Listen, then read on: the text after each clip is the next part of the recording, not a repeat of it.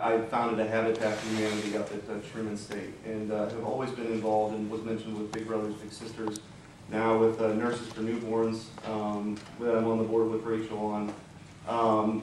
What you guys do in our community is absolutely critical, and which is why this budget situation is very difficult, because a lot of the decisions that we're making obviously affect what you guys do out in the real world. And having a son, we just finished the first phase of the autism insurance reform debate in the Senate, and having a son on the spectrum with developmental disabilities, I am very sensitive to the folks in our community who are the most vulnerable, who have, particularly when times are difficult, have nowhere else to go. And that is a legitimate function of state government for us to look out for those folks. And so those are where my priorities are as we enter this very difficult budget year. But as has been mentioned, this is unprecedented. I was elected in fall of 2008, and so my first 2 years in the legislature, this is what it's been. I see a lot of this stuff. And so we have a lot of very, very difficult decisions to make. I would point out, though, that in the Senate last year, we created 3 long-range planning committees. They were called 2020 committees. And I had the opportunity to work with the Missouri Foundation for Health. I chaired the Healthy Missourians Committee to look at long-term health reform strategies. I was on the Job Creation Long-Term Strategy Committee, and there's also an Education Committee. And it's interesting. I didn't serve in the House of Representatives before I got to the Senate, so this was my first go in state government. And we operate year to year. There is no long-range plan for where we want to be 10 years from now.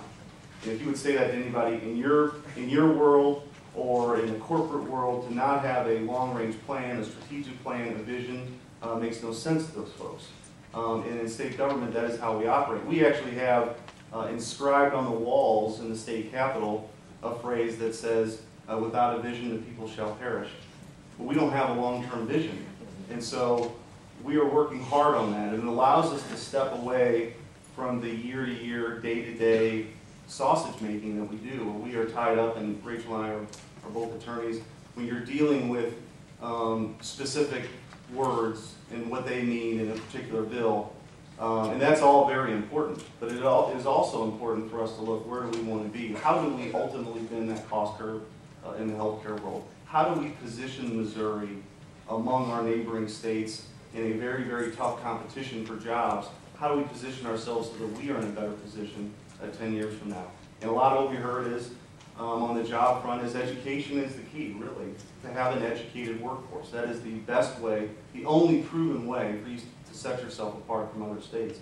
But all of that takes money, and so all of that kind of feeds into the where we're at today. And so I'll probably be a little shorter than other folks, which is odd coming from a senator normally. But a lot of what has been mentioned is stuff that we're dealing with each and every day. A lot of the proposals, I would echo the concern that we are attempting to balance a budget on money that we don't know is going to be there. We did last year worked in a very bipartisan way to craft a responsible budget where we were carrying over $1 billion into this year. And so we hope to do that again this year to be responsible, but what's been mentioned before is that next year, when that one-time money is gone, we really fall off the cliff. And so if I'm not invited back to this panel next year, that'll be fine with me. but honestly, I know you guys are going to get into a workshop later about advocacy. I would just encourage you all to contact folks, particularly on the Budget Committee and the Appropriations Committee, and really articulate. I'm going to see, I already spoke too soon. One of the problems that we have, I believe, in state government is our budgeting process. Really, ultimately, we get a fiscal note when the bill is introduced for year 1, 2, and 3. We don't look at. We should look at, but we do not look at the long-term savings. Again, this is just an issue that's near and dear to me in a debate that we just finished up this week. But if you look at the cost of early intervention, particularly with autism-related services, the societal cost, according to a Harvard study, for an individual on the autism spectrum on treatment is $3.2 million over the course of their life. If we can intervene early, we know that 50% of them don't need a shadow or the more expensive as they enter the public school system, or the more expensive services as they get older. And so it is a money saver long term and is an important investment. But those are the discussions that we need to have. We don't have a mechanism of really calculating that right now, so I would just encourage all of you to advocate for whatever your nonprofit organization is advocating for, to make that case, to make that financial case to your legislators, and I think that would go a long way. So thank you.